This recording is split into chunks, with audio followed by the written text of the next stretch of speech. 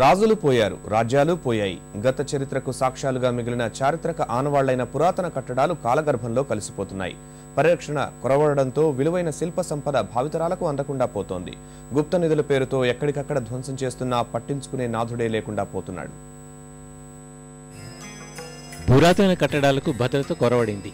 అపురూప శిల్ప సంపద కాలగర్భంలో కలిసిపోతోంది. గుప్త నిధుల కోసం చారిత్రక సంపద ధ్వంసమవుతోంది.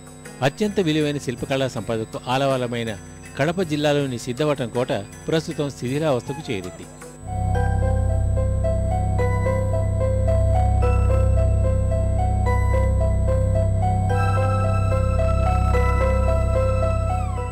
పదహారవ శతాబ్దంలో పెన్నా నది ఒడ్డునే నిర్మించిన ఈ కోట 36 ఎకరాల్లో విస్తరించి ఉంది.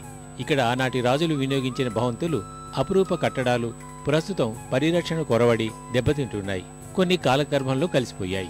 గతంలో నందీశ్వరుని ధ్వంసం చేశారు. తవ్వకాల్లో పురాతన శివలింగం బయటపడింది. పూజా పునస్కారాలు లేక ఎండకెండుతూ వానకు తడిసిపోతోంది. డెవలప్మెంట్ చేసి ఎంట్రీ టికెట్ పెడితే బాగా గవర్నమెంట్ కూడా లాభం ఉంటుంది.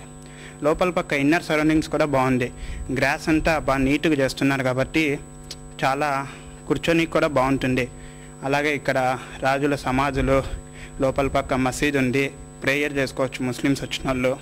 అలా పిల్లలు ఆడుకోనికి కొంచెం ఏమైనా పెడితే బాగుంటుంది. ఇక్కడ కోటను చూస్తానే కొద్దిగా బాగుంది అనిపించింది. లోపల గ్రేస్ పక్కన అన్నీ బాగున్నాయి.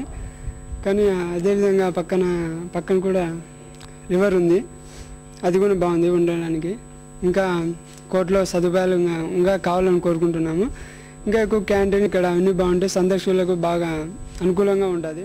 17 కోట్లతో చేపట్టిన కోట అభివృద్ధి పనులు నిలిచిపోయాయి. పర్యాటకుల తాకిడి ఎక్కువగానే ఉన్నా సౌకర్యాలు మాత్రం లేవు. మెరుగుపరిస్తే బాగుంటుందని పర్యాటకులు అంటున్నారు.